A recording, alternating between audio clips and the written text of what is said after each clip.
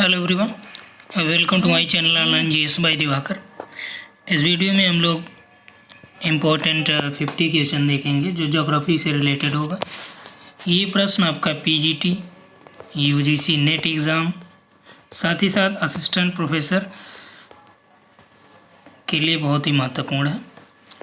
यहाँ पे हम लोग टोटल 50 प्रश्न लगभग हैं शामिल किए गए हैं और ये कहीं न कहीं विभिन्न परीक्षाओं में पूछे भी गए हैं। ठीक, राजस्थान ग्रेड 1 के लिए भी महत्वपूर्ण है, जो व्याख्याता परीक्षा वहाँ पे होती है। तो यहाँ पे हम लोग स्टार्ट करते हैं। पहला प्रश्न है कि शांत उद्गार वाले ज्वालामुखी कहलाते हैं हवाई तुल्य वाले, स्ट्रम्बोली, वल्केनो तुल्य या पिलियन तुल्य। अब देखिए, पहला जो प्रश्न है ये आप लोगों के लिए है जो लोग पेड कोर्स में शामिल हैं, यूजीसी नेट वाले, उन लोगों को ये पूरा कराया गया था। ठीक, तो ये थोड़ा सा हिंट आपको यहाँ पे दे दिया जा रहा है कि शांत उद्गार वाले जो ज्वालामुखी होते हैं वहाँ का जो लावा होता है वो क्या होता है, क्षारीय होता है या अम्लीय होता है, या पतला होता है या गाढ़ा होता है। तो यहाँ का जो लावा है वो गाढ़ा नहीं होता है बल्कि वो पतला होता है। ठीक, और आसानी से उसमें जो उद्गार है आसानी से हो जाता है, इसीलिए इसे शांत उद्गार वाले ज्वालामुखी की संज्ञा दी जाती है। और जो शांत उद्गार वाले ज्वालामुखी होते हैं यहाँ का जो लावा है वो सतत यानी हमेशा निकलता रहता है। ठीक, तो यहाँ पे आपका जो हमने ये बताया है, और इसी प्रकार की ज्वालामुखी को अग्निदेवी भी कहते हैं या अग्निदेवी पीली की केस राशि के रूप में भी यहाँ पे लोग इसे पूजते हैं, इस प्रकार की ज्वालामुखी को। अब आप समझ गए होंगे कि हम किस ज्वालामुखी के बारे में बात कर रहे हैं। उसी ज्वालामुखी को शांत उद्गार वाले ज्वालामुखी कहते हैं। ठीक, कौन सा बोलते हैं? शांत उद्गार वाला ज्वालामुखी बोलते हैं। ओके, तो ये आप लोगों के लिए इसका आंसर आप लोग कमेंट में बताएंगे। पहला प्रश्न है आप लोगों के लिए। ठीक, दूसरा देखिए, वायुमंडल के संगठन में ऑक्सीजन, नाइट्रोजन, कार्बन डाइऑक्साइड का परसेंटेज कितना है? कौन कौन सा है? ऑक्सीजन, नाइट्रोजन और कार्बन डाइऑक्साइड। अब देखिए, आप आंख मूंद के मत लगाइएगा कि सबसे ज़्यादा ये है तो यही मार दीजिए। यहाँ पे ऑप्शन भी देख लीजिए और यहाँ पे क्रम दिया है कि पहले आपको O2, फिर N2, फिर CO2, ये चीज़ें देखना है। O2 यानी ऑक्सीजन का मात्रा कितनी है? ये आपका 21% के आसपास है, और इसका नाइट्रोजन 78 है, ये आपका 0.03। ठीक, तो यहाँ पे कौन सा ऑप्शन मिल रहा है? सेकेंड वाला। तो right answer is B. Next है, कौन सी रूपांतरित चट्टान नहीं है? कौन सी रूपांतरित चट्टान नहीं है? संगमरमर, ग्रेनाइट, क्वार्टजाइट, सिस्ट। अब देखिए, संगमरमर क्या? चूना पत्थर का। क्वार्टजाइट, ग्रेनाइट, सिस्ट, ये चार ऑप्शन आपको दिए गए हैं। अब यहाँ से पूछ रहा है कि कौन सी जो चट्टान है वो रूपांतरित नहीं है, यानी मेटामॉर्फिक रॉक में कौन सा नहीं है, यानी उसके अलावा जो चट्टानें हैं वो इसमें शामिल हो जाएंगी।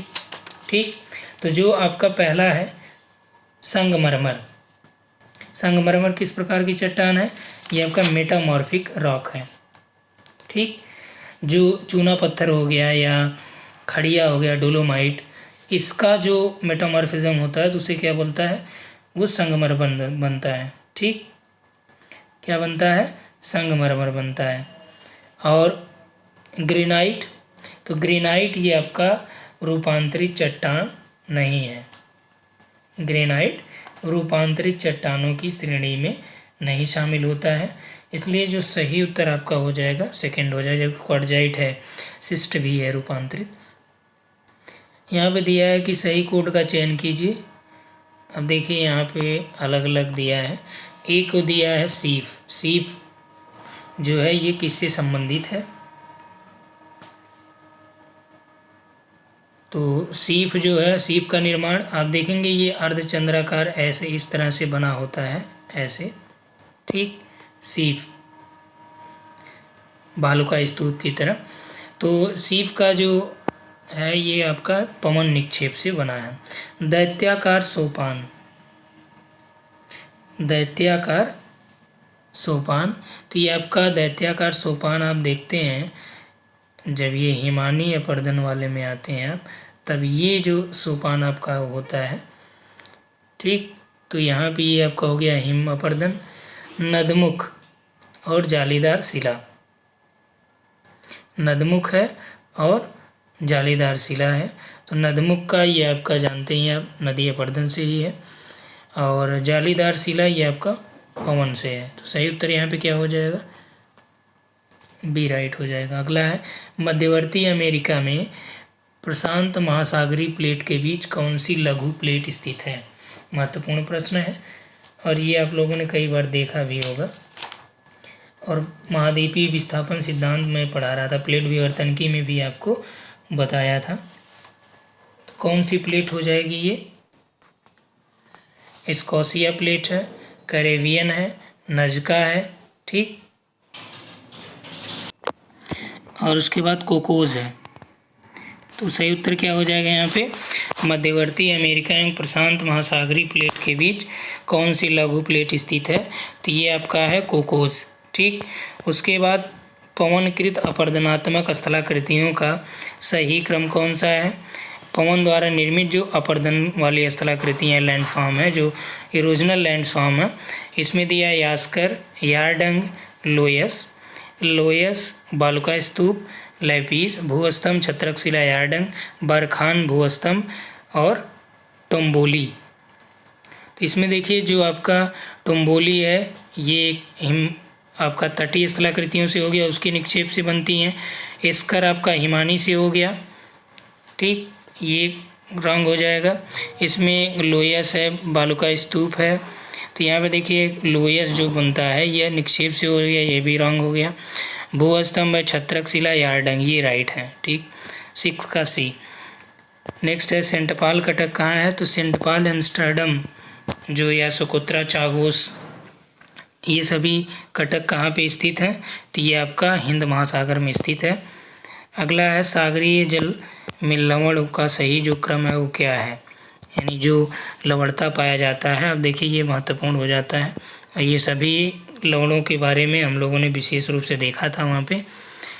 तो इसमें जो आपका दिया है कि कैल्शियम कार्बोनेट है, सोडियम क्लोराइड है, कैल्शियम सल्फेट है, मैग्नीशियम क्लोराइड है, magnesium chloride, magnesium sulphate, calcium carbonate, potassium sulphate. C option देखिए sodium chloride, magnesium chloride, magnesium sulphate और कैल्शियम सल्फेट।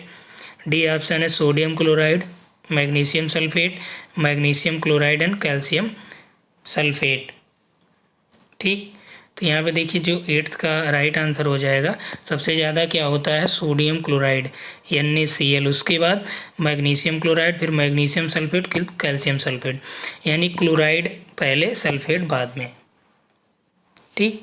ये आप ट्रिक यहाँ से लगा सकते हैं। कौन सी महासागरीय धाराओं में मौसमी उत्क्रमणता होता है, यानी कौन सी मौसमी धारा मौसमी उत्क्रमण से संबंधित है। उत्तरी हिंद महासागर, दक्षिणी हिंद महासागर, उत्तरी अटलांटिक, दक्षिणी प्रशांत। तो राइट आंसर यहाँ पे क्या हो जाएगा, तो ये उत्तरी हिंद महासागर की जो धारा है ये मौसमी संक्रमण उत्क्रमण से प्रभावित होता है, संबंधित है। ज्वारभाटा की उत्पत्ति से संबंधित गतिक सिद्धांत किसने दिया, ज्वारभाटा की उत्पत्ति से संबंधित गतिक सिद्धांत किसने दिया, तो ये हैरिस है, एरी है, वेवेल है और लाप्लास है। तो ये आप लोग बताएंगे कि ज्वारभाटा संबंधित जो गतिक सिद्धांत है उसका प्रतिपादन किसने किया था, ठीक। अगला आयन मंडल की किस परत से रेडियो की लघु तरंगे परावर्तित होती हैं। ये देखिए यही प्रश्न आपका MPPSC का जो असिस्टेंट प्रोफेसर हुआ था एग्ज़ाम, वहाँ पे भी यही 2018 वाला जो एग्ज़ाम था उसमें भी यही प्रश्न पूछा था कि आयन मंडल की किस परत से रेडियो की लघु तरंगे परावर्तित होती हैं। D से, E से, F से, G से। अब देखिए इन सभी से होती हैं रेडियो वेव्स की जो लघु तरंगे ये परावर्तित, लेकिन ज़्यादा जो सटीक आंसर आपका है यहाँ पे 11 का, तो ये आपका C है, यानी F जो लेयर है उससे, ठीक। अगला है पौधे, जंतुओं एवं अन्य सूक्ष्म जीवों के अवशेष संबंधित है किससे, आग्नेय चट्टान रूपांतरित अवसादी या बीतलीय चट्टानों से। तो ये आपका ये जो पौधे या जंतु या अन्य जीवों के अवशेष से संबंधित है, तो ये आपका अवसादी चट्टानें हैं। अवसादी चट्टानों की आप परिभाषा देखेंगे, 3 टाइप से डिफाइन किया जाता है, जिसमें एक प्रकार से जो जानवरों या पौधे वनस्पतियों का अस्थिपंजर या उनके सूक्ष्मजीव या अवशेषों को भी शामिल किया जाता है। किसी वस्तु की सतह तक पहुँचने वाले विकिरण ऊर्जा का जितना भाग परावर्तित होता है उसे क्या कहा जाता है? अवशोषण, प्रकीर्णन या विसरण या फिर धवलता। 13 का जो राइट आंसर क्या हो जाएगा? यही आपका एल्बिडो या धवलता, यानी कि सतह पर पहुंचने वाले विकिरण ऊर्जा कितना भाग वो परावर्तित कर देती है। जैसे बर्फ़ की सतह पे जो आता है तो कितना उससे रिफ्लेक्ट कर देता है, ये देखिए हिंदी में दिया है। अगला है कि निम्न प्रमाणों में से कौन सा प्रमाण पृथ्वी के अभ्यंतर के बारे में सुराग यानी उसके बारे में जानकारी नहीं देता है? शैलों का घनत्व, तापमान, भूकंप विज्ञान, ज्वालामुखी क्रिया के गौण स्वरूप। तो इसमें कौन सा है जो पृथ्वी के अभ्यंतर के बारे में सुराग नहीं देता है? ज्वालामुखी क्रिया का गौण स्वरूप, भूकंप विज्ञान, तापमान, शैलों का घनत्व। ये देखिए इनसे पता चलता ही है टेम्परेचर से भी कि टेम्परेचर धरातल के नीचे जाने पे क्या होता है, बढ़ता जाता है। तो धरातल के बारे में कुछ न कुछ जानकारी इससे मिलती है। भूकंप विज्ञान से भी पता चलता है। ज्वालामुखी क्रिया के गौण स्वरूप, जो इसका गौण यानी कि सेकेंडरी जो पार्ट है ज्वालामुखी क्रिया का, यही आपका यहाँ पे राइट है। भूपटल का तथा अधः स्तर के बीच जो असंतत यानी कि भूपटल और अधः स्तर के बीच जो डिसकंटिन्यूटी पाई जाती है उसे क्या बोला जाता है? रैपिटी, मोहो, गुटेनबर्ग या संक्रमणीय। क्या बोला जाता था? उसे मोहो बोला जाता है। ठीक, मोहो डिसकंटिन्यूटी। हिमनदी या अपरदन द्वारा निर्मित तेज किनारे वाला कूट क्या कहलाता है? हिमानी अपरदन से जो निर्मित तेज किनारे वाला यानी जिसका किनारा बहुत तेज होता है उसको क्या बोला जाता है? नुनाटक, मृदुकटक, अरेत या केम। तो उसे क्या बोला जाता है? अरेत। ये कंघी नुमा होता है, आप देखेंगे ऐसे निकला रहता है। ठीक, इसे अरेट बोलते हैं। जीवजन किसका परिणाम होता है? पवन अपर्दन, पवन निक्षेप, हिमालय निक्षेप, हिमालय अपर्दन। तो जीवजन किसका परिणाम होता है? पवन अपर्दन का होता है। प्रकाश की तरंगों के सदृश चलने वाली भूकंपी तरंगे हैं, यानी प्रकाश की तरंगे जितना वेग से चलती हैं उतना ही वेग से कौन सी वेव चलती है? पी वेव, एस एल या एस एल दोनों। तो यहाँ पे जो राइट आंसर हो जाएगा आपका पी वेव जो है ये, सॉरी एस वेव। ठीक, 18 में जो प्रकाश के सदृश चलने वाली तरंगे हैं ये आपका एस वेव से। निम्न में से कौन सा क्षेत्र विश्व का भूमध्य सागरीय जलवायु प्रदेश का नहीं है? तो भूमध्य सागरीय जलवायु कहाँ पे नहीं पाई जाती? मध्य चिली, दक्षिणी अफ्रीका का दक्षिणी भाग, पूर्वी यूरोप, कैलिफोर्निया राज्य यानी कैलिफोर्निया स्टेट।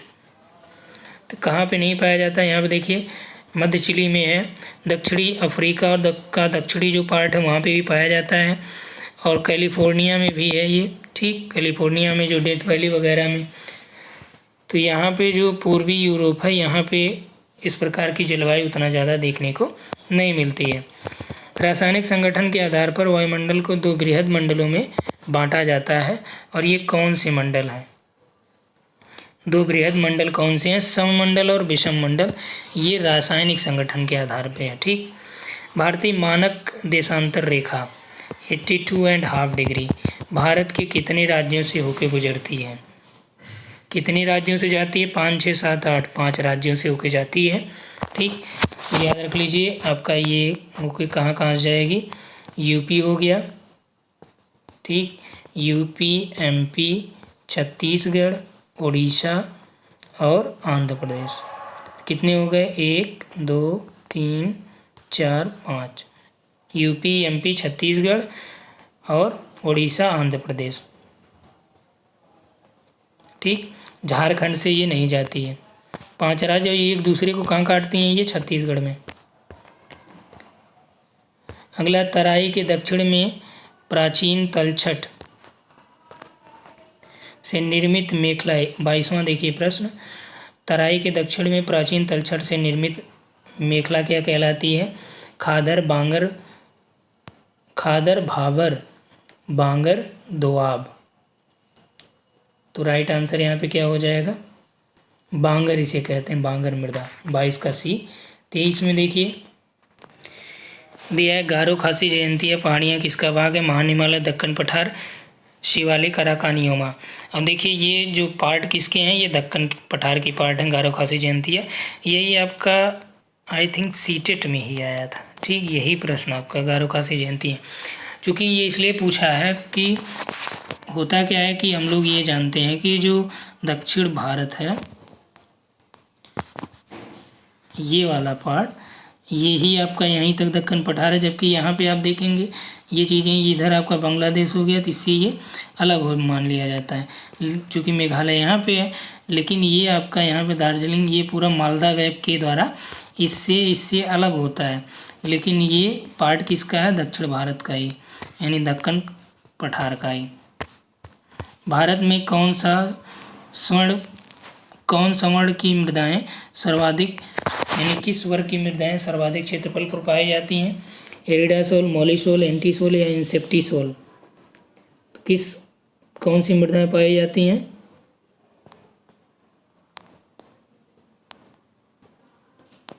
तो यहाँ पे आपका 22 तक हम लोगों ने देखा था। यहाँ पे देखिए 22 का आपका बांगर हुआ, 23 का आपका दक्कन पठार,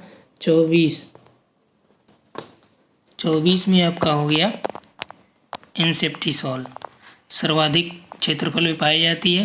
यानी इंसेप्टिसोल को आप क्या कह सकते हैं? जलोढ़ मृदा भी कह सकते हैं। जनघनत्व के बारे में दिया है कि जनघनत्व के घटते क्रम में कौन सा राज्य है? तो सर्वाधिक जनघनत्व, उसके बाद उससे कम, उसके बाद उससे कम। तो ये सबसे ज़्यादा बिहार है, पश्चिम बंगाल है, फिर केरल, फिर यूपी है, ठीक। 2001 और 2011 के बीच जो 10 की वृद्धि दर था, महिला जनसंख्या कितना था? जो टोटल था वो 17.64 था, जबकि महिला जनसंख्या का कितना था? तो ये आपका 18.12 था। निम्न में से कौन सा दर्रा कुल्लू को लाहौल स्पीति से जोड़ता है? लाहौल स्पीति घाटी से जोड़ता है। बुमडिला, देवसा, रोहतांग, नीति। तो कौन सा दर्रा जोड़ता है कुल्लू को लाहौल स्पीति से? लाहौल स्पीति घाटी से जोड़ता है कौन सा दर्रा? तो 27 का जो राइट आंसर हो जाएगा रोहतांग दर्रा।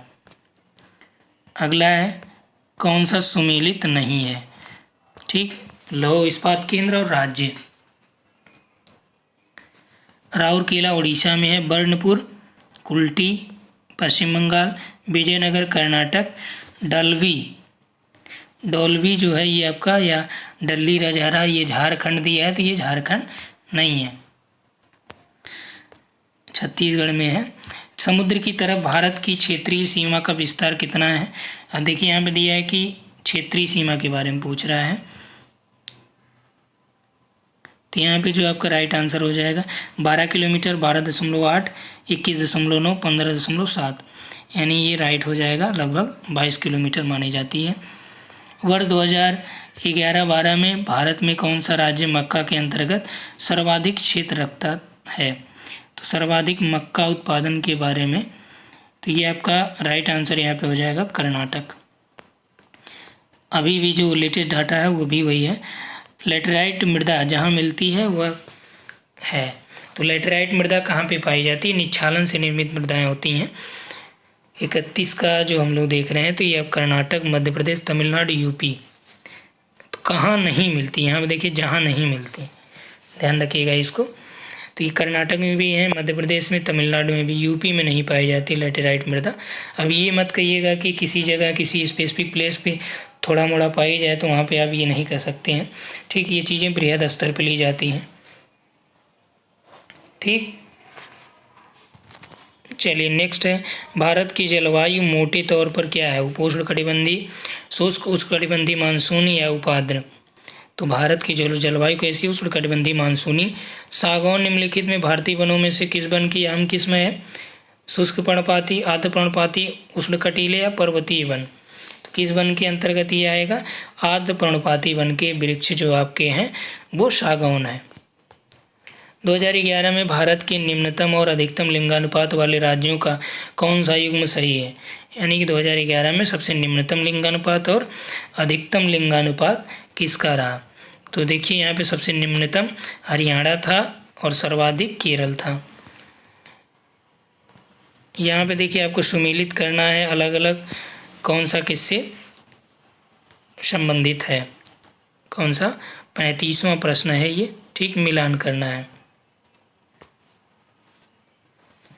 अब यहाँ पे बालाघाट दिया है, बॉक्साइट, बेल्लारी कोयला, कटनी मैग्नीज, सिंगरैनी लौह अयस्क।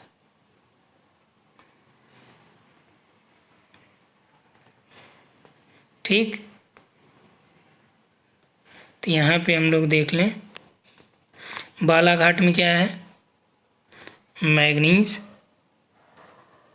बेल्लारी लौह अयस्क के लिए,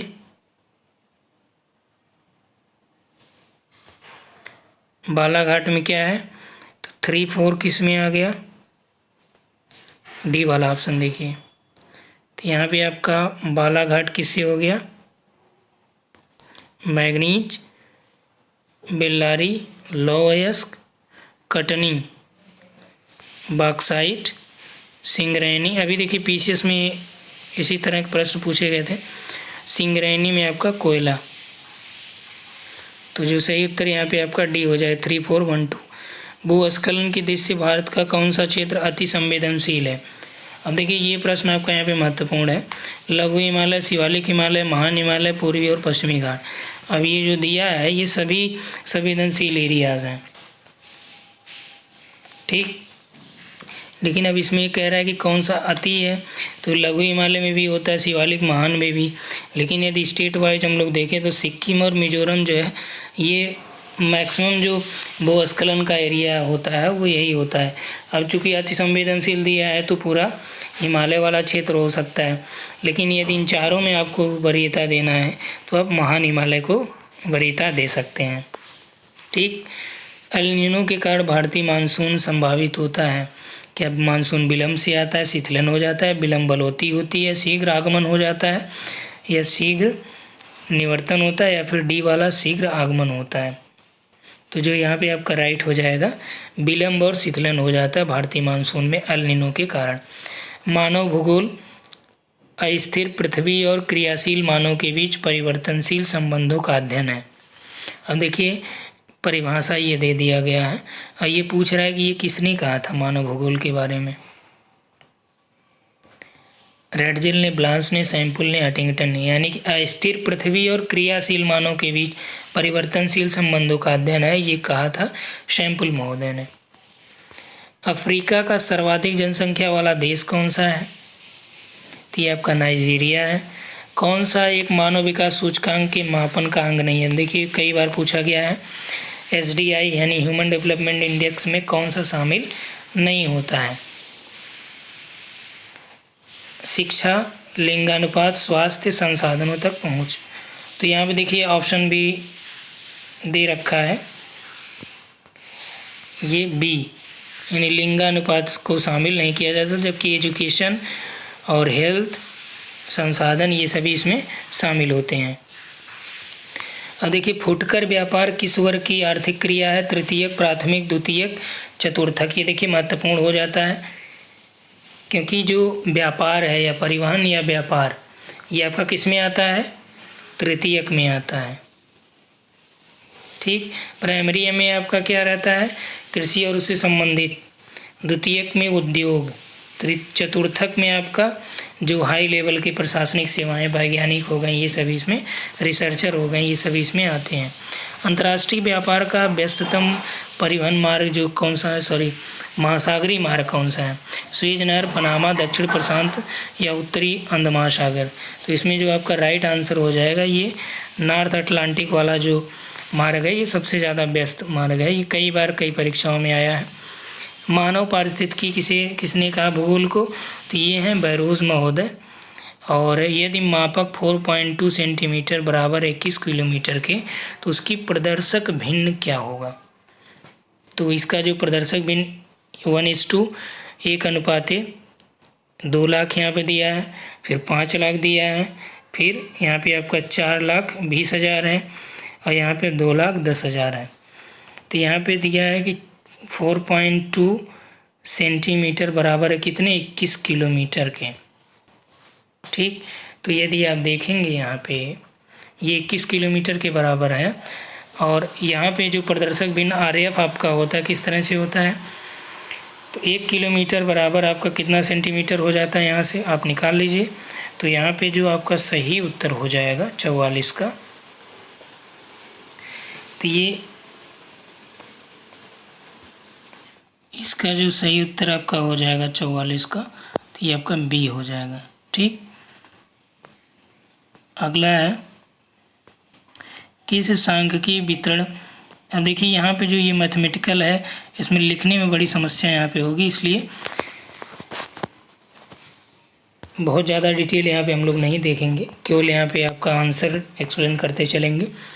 किस सांख्यिकीय वितरण में माध्य माध्यिका बहुलक का सामान्य मूल्य है, सामान्य चक्र में, पाइसन में, द्विपद में या लॉरेंज में, किस में है, तो ये सामान्य वक्र में जो है सभी का सामान्य मूल्य होता है। एजीमुथल यानी द्विगंसम प्रक्षेप कौन सा गुण प्रदर्शित किया जाता है उसके द्वारा, तो द्विगंसम के द्वारा दिशाएं, आकृति, क्षेत्रफल या दूरियां क्या प्रदर्शित होता है, तो एजीमुथल या द्विगंसी जैसा कि स्पष्ट है, तो इससे आपका दिशाओं का प्रदर्शन होता है। ठीक, नेक्स्ट है यदि किसी मानचित्र का RAF 1:2 यहाँ पर दिया 1:60,000 है, तो इसे 1 सेंटीमीटर में प्रदर्शित करने के लिए क्या करना होगा। अभी यहाँ पे जो आपका है ये क्या है, ये 1 किलोमीटर बराबर हो गया, यहाँ पे आपका ये मिलीमीटर प्रदर्शित किया जाता है। तो इसके लिए क्या करना है आपको, यहाँ से जो है आपका 1 सेंटीमीटर में कितने मीटर हो गए, 1 मीटर में आपका 100 सेंटीमीटर हो गया। ठीक, तो इससे आप 100 से डिवाइड कर देंगे तो ये 2 0 कट जाएगा, ये कितना आपका 600 है। तो टोटल ये जो RAF का वैल्यू आ जाएगा, RAF का यदि किसी मानचित्र का RAF 1:2 यानी 1:60,000 है, तो 1 सेंटीमीटर कितने को प्रदर्शित करेगा, 600 मीटर को। प्रसरण का मान होता है सहसंबंध का वर्ग, प्रमाप विचलन का वर्ग, सहसंबंध का वर्गमूल, प्रमाप विचलन का वर्गमूल। ये देखिए हमने आपको कराया भी है, प्रैक्टिकल में भी कराया है कि प्रसरण का मान क्या होता है। ठीक, तो ये आपका होता है प्रमाप विचलन का वर्ग स्क्वायर, जो प्रसरण होता है डिफ्यूजन होता है। ठीक, निम्न प्रक्षेप में से 90 डिग्री उत्तरी अक्षांश जो शुद्ध रूप में प्रदर्शित किया जाता है, ये किस प्रक्षेप के द्वारा होता है, बोन, बेलनाकार समक्षेप प्रक्षेप या मर्केप्टर या सिनुसॉइडल। तो जो 49 का सही उत्तर आपका हो जाएगा ये बोन प्रक्षेप जो है, इसमें 90 डिग्री उत्तरी अक्षांश शुद्ध रूप में प्रदर्शित किया जाता है। ठीक, तो इसमें इतना ही, आगे इसी तरह से। और ये पूरा टोटल जो वीडियो दिया, टोटल प्रश्न दिया गया है, इसको एक बार देख लीजिएगा। और जो यहाँ पे मैथमेटिकल वाले हैं इसको हम अलग से आपको करा देंगे RAF वगैरह का। ठीक, कई बार आपका UGC में भी पूछा गया प्रश्न है ये। और ये प्रसरण वगैरह सहसंबंधों के बारे में हमने आपको पूरा कराया भी है, और इसको वीडियो भी आपको बनाया गया है, PDF भी दिया गया था। ठीक, ये उन लोगों के लिए जो पेड ग्रुप में शामिल थे, हालांकि वीडियो सभी के लिए था। ठीक, थैंक्स फॉर वॉचिंग।